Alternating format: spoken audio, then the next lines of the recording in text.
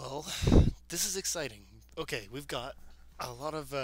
I'll admit I was really downhearted by the Reaper Cheap announcement, but well, now we've got new news. Sorry, we have news about the story of Voyage of the Dawn Treader, and it's. I'm overall very optimistic. I feel really good about it.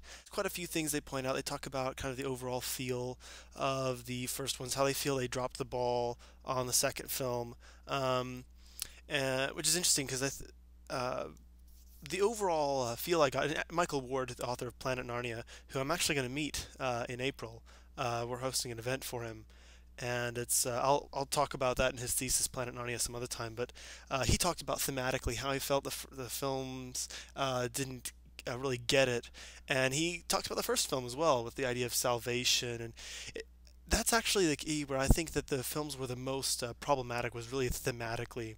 The first film, I think there were a lot of aspects where they just didn't get it. They didn't get what happened with Winter and the children, and they didn't get the idea of sacrifice with Aslan, and they threw out the deeper magic. And even the second film, there's little subtle things like Lucy saying, Aslan, you're bigger, and in the book he says every time that you grow, you will find me bigger. In the new film, it's every time you grow, so shall I. So it's this difference there that's same subtle, but is really significant. But a lot of people seem to be talking about thematically where the books are going, the movie is going back to, saying it sounds like, and I'm kind of not just going off of what is the attention of the filmmakers, but also what people are saying is going on with the film. It sounds really pretty good. They sound almost like they're more happy with this one from what they're seeing thematically than the first two films. Okay, first of all, I'm going to cover basically the three big points on this. Uh, First of all, the ending. One person says that the final interaction between Aslan and Lucy was there in its quote unadulterated entirety, and says that the line "There I have another name" is in the film. It's something that a lot of people have been kind of concerned about. Not like they would purposely try to get rid of it. Oh, it's too Christian. We can't have that. But because they might just think, is it that important? No, it's not that important. When Narnia fans are going, no, it is important. You don't get it. And that's something that, there's lots of little things that we thought might be taken out. Some people are concerned about Apted being an agnostic and how that would influence the film.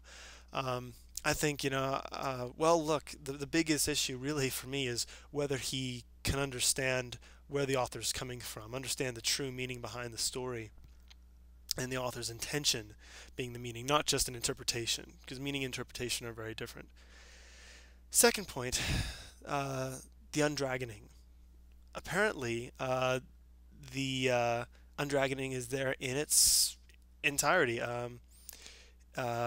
It's really kind of incredible. I did not expect that. And Glenn and I were talking about this when we found out the news that day. He was talking over the phone, and he says, "Well, I'm not sure that." He said, "I almost wondered if that was too hard to do, and they should, maybe try something that would work better for the movie."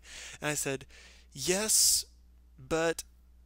At least this way, I would be more concerned to hear the opposite. I mean, it's better for me to hear we are going to do the undragoning scene the way it is in the book, rather than we decided to come up with something new. Because whereas this way, I'm kind of cautiously optimistic, like that's great, but will they do a good job of it? Whereas the other, it's sort of, uh, that could be really bad. And I don't like them changing it, but maybe it'll work out okay. So I'm really glad that they're keeping it in that way. Keller says they got another critical scene right. It sounds like they actually have the scene for them to see. So it sounds like they actually did the scene and people have seen it and it's gotten good responses. Um, so that's really that really makes me feel optimistic about this.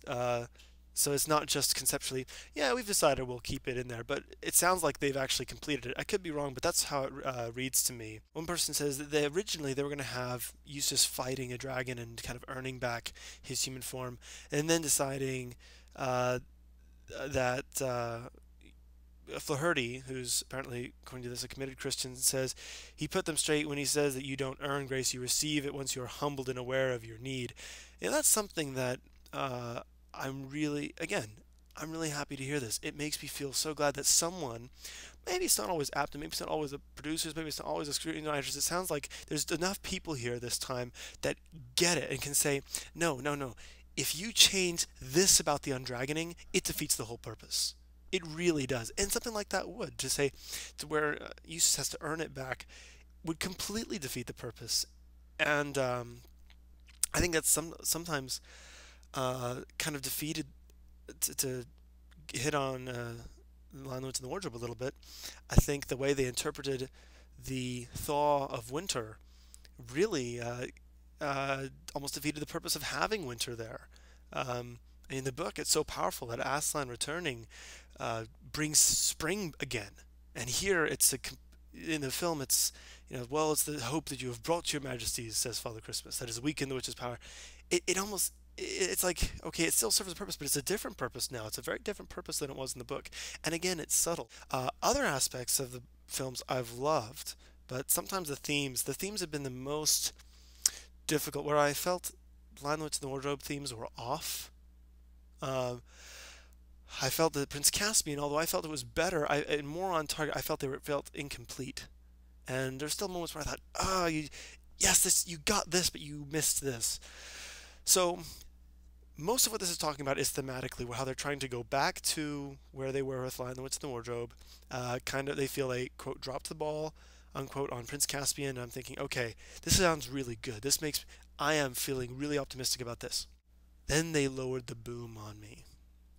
They said they decided to invent a quest to recover the seven swords of the seven lords to undo some evil magic of a new witch. This guy says it's a fairly innocuous addition, but as a purist, I would have been happier without it. Okay. First of all, the witch part was wrong. It was a typo in Christianity Today's part. Apparently, that was something from an earlier script that was left in. Anyway, so they've decided to add this plot real briefly. The problem with this extra plot is I think it'll be one of two things. For one thing, it could be either annoying, which is why I think this guy says it's fairly innocuous. I think it'll be annoying and something where we say, man, this wasn't necessary. And I think even people who aren't book fans will look at it and say, man, the story was strong enough. It could have done just fine without that Seven Swords subplot. It didn't really do much. I just think it's really unnecessary. But here's the thing: for it to actually be important and actually make an impact, it would have to be worse. So that, like they've changed the book even more. I think it'll really function as some kind of a background plot. But I look at it as a big annoyance to me.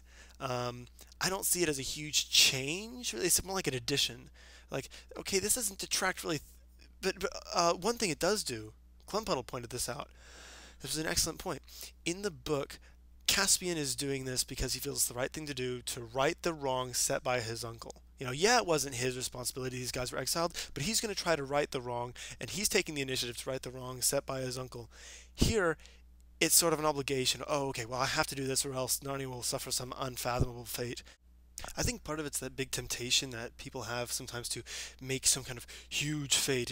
And, it's one thing that Michael Ward pointed out here that's a great point. He said, Narnia is its own thing. It's not Lord of the Rings light. And I think that they kind of try to do that by adding some kind of big fate to, such and such. It's like, oh, well, the Lord of the Rings had this really great impending doom for the all of Middle Earth if they didn't destroy the One Ring. And they have to have the same thing for Narnia, the seven swords of the seven lords, and never mind the fact that it rhymes. Yes, in some there's more at stake than others. In Last Battle, everything's at stake in ways people don't really realize. But here, it's really frustrating for me to see that desire to add this impending doom. I'm thinking, look, it's enough. It's enough. And I'm afraid maybe it'll just be an annoyance, but I don't want this to detract from the real meaning of the story and more about the characters and their own growth and development. And I think it's so unnecessary, and I'm afraid that this is a detraction from